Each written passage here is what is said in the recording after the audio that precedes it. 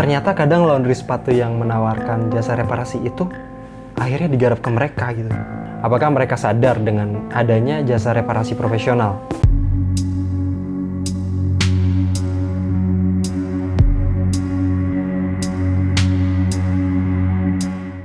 Tukang sol keliling terancam dimakan zaman.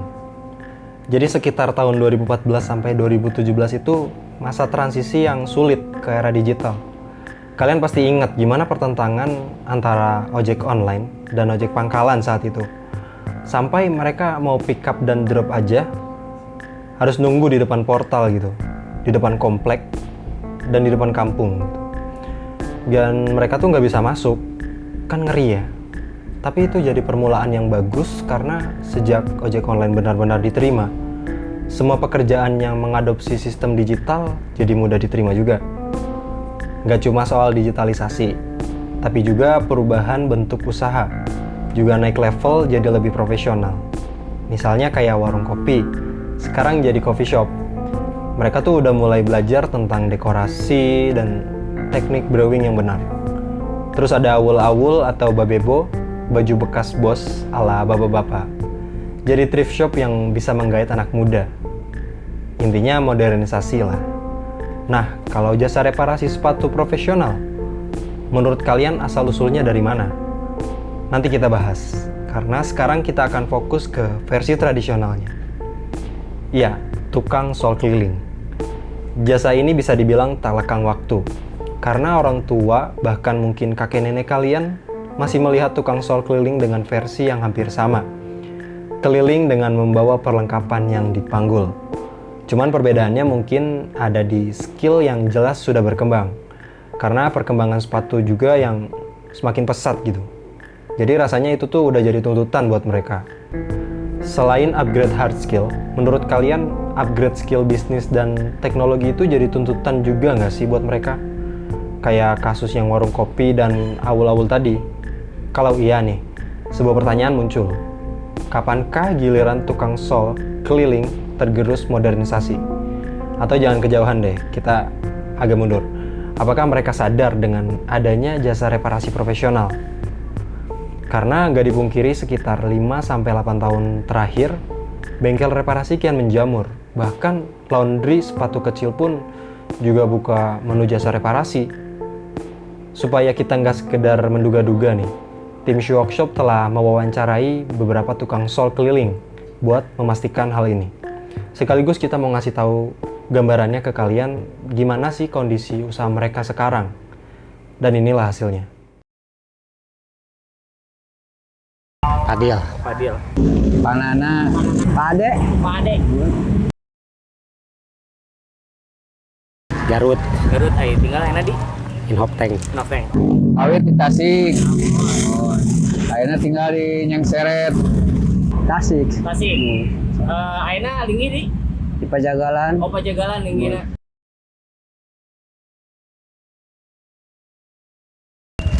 Lah 12 tahun. 12 tahun nggak mau gue nya. 25 tahun. 25 tahun. Di tahun 82. 82 berarti terus 28 langkung. 28. Oh, iya.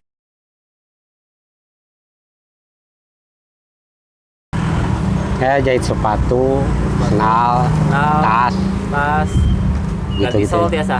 ganti sol bisa. Bade ngajahit, mangga bade reparasi sepatu we sareana. Oh, sepatu. Ya jaket, kantong, no ini sebelah anu tiasa ka pakalan gitu. Dengan sepatu unggul. Itu hirupnya.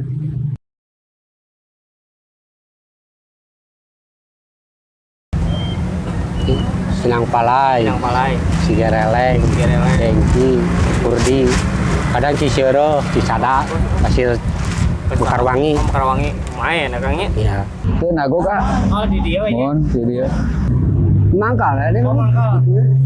di peneras di sepuh tadinya kan, kayak sejarahnya di Buyung Lama. Oh gitu. Kapungkur sepuh. Nah terus dilatihkan ke putrana. Benar itu kedua lah, generasi kedua. Generasi kedua.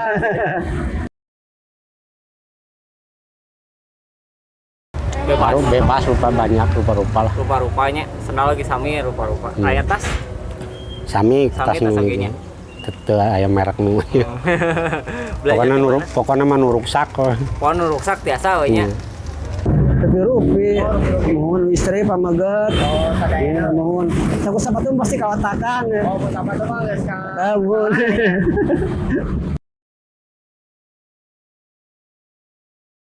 Nggak menentu. Nggak menentu. Kapungkur biasanya sabaraha? Ya kadang 100 lebih kurang. Ayeuna rata-rata 100 sadinten. Jarang. Kadang-kadang upami mohon kieu mah upami nuju rame ya rame, nuju sepi ya sepi we gitu. Pangalitna we sabaraha? Paling 100 ya. Ayo kita tentang toskennya, aku menuju aja ya, kosong-kosong gitu. Minimal lah 50 masih kene gitu.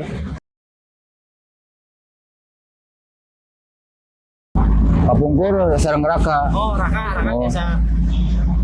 Raka biasa. Biasa ngadamelan sepatu, sendal, kapungkur. Dirama, Tirama. di bapak lah. Ya dari saudara gitu. Oh, ti saudara. Jadi si nama ya di family we temannya. Otodidak lah. Otodidak. Oh. Dinasti. Dinasti. Oh, dinasti sadayana.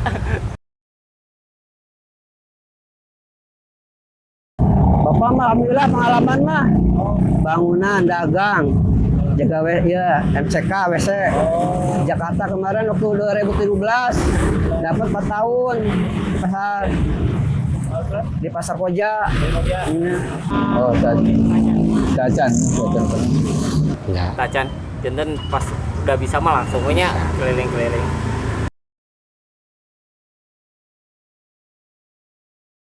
Ah, ya gitu. Rezeki sudah diatur. Jenten kumaha Kang? Pendapat Akang kumaha? Tenan naon. Dari rezeki mah nu Mesti ngatur rezeki gitu ya. ngatur sih. Si suruh loba tukang soge anggar we diatur. Oh iya benar. Dan upami di Nusanes yang ada amal di Nusanes teka hartos harus nama. Nah, ya tekan kieu we lah. Harusnya kieu gitu. Dekat-tekan ku Itu maksudnya kieu kan ayeuna teh seueur ya siga tempat cuci sepatunya. Oh, mau. Nah, kan biasa ge tukang cuci sepatu ge aya jasa reparasi sepatu ge. Oh. Nah, menurut Akang kumaha ngirangan pendapatan Akang atau teu? Atau eta mah rezeki mah kalau itu kadang-kadang kan upami nu nyuci teh kadang-kadang tos sok mararuka. Dicana ka tukang sol ka dieu. carana kan di Oh. Oh, gitu. Dilem, di bade jahit, dijahit gitu. Oh, akhirnya mah ka Akang keneh ya. Oh. Ya sami wae lah maksudnya. Teu ngaruh sareng penghasilan kumaha? Teu. Oh, teu da rezeki mah teu saya nu ngatur. Oh. Masih ada saya share online gak enak. Asal tetep aja gitu, masalah gitu. Aya wae. Langganan aya, Pak? Alhamdulillah ya gitu. Ini out of topic sih, tapi ada yang lucu dari salah satu narasumber saat kita tanya soal tanggapan tentang jasa reparasi sepatu yang profesional.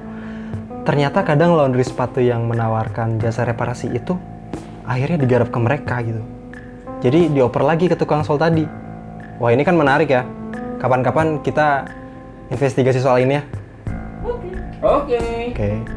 Oke, back to topik dari video tadi, kita jadi kegambar kalau tidak banyaknya perubahan tukang sol selama puluhan tahun ini. Ya disebabkan karena satu faktor sih, yaitu circle yang tertutup. Ilmu tentang reparasi yang tradisional ini cuman mereka dapat secara turun-temurun dari kerabat, dari saudara, atau dari orang tua mereka sendiri gitu. Jadi nggak ada faktor eksternal kayak pengalaman kerja di pabrik sepatu, atau mereka pernah kerja ngejual sepatu gitu, atau ada pemain sepatu yang mencoba buat mengupgrade mereka gitu. Ada deh, yang laundry tadi. Iya. Intinya dari hasil wawancara kita, mereka sih nggak mempermasalahkan soal kehadiran jasa reparasi sepatu yang profesional gitu.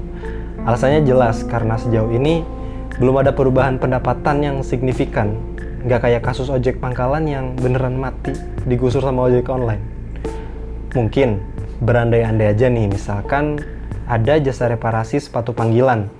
Kita sebut aja namanya Go Sol, yang cepat dan murah. baru deh mungkin ada senggolan. Tapi ya semoga aja enggak. Kita harus belajar dong dari rekonsiliasi dan hijrahnya ojek konvensional ke ojek online juga.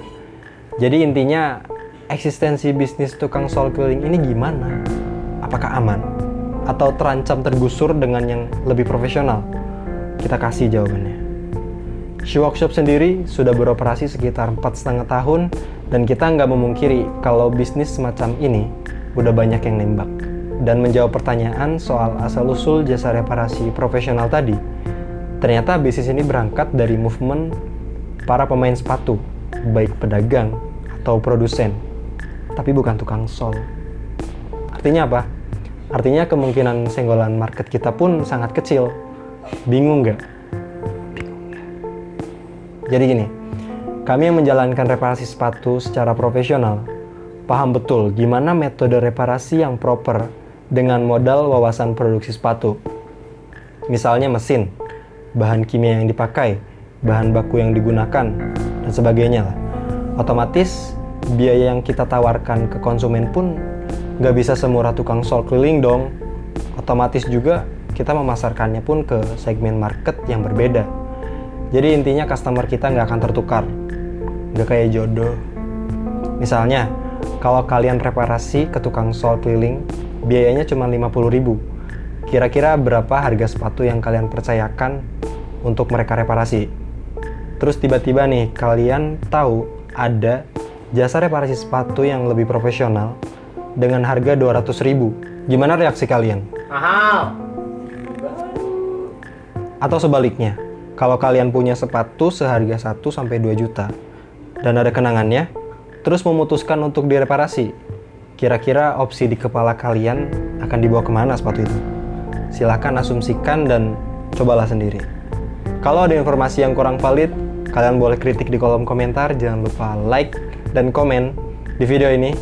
Jangan lupa juga subscribe channel ini untuk berlangganan dan nyalakan tombol notifikasi biar kalian gak ketinggalan info terbaru dari Shoe Workshop. Aku Oki, mohon pamit undur diri. Adios. Sepatu KW dari Cina, tapi bohong.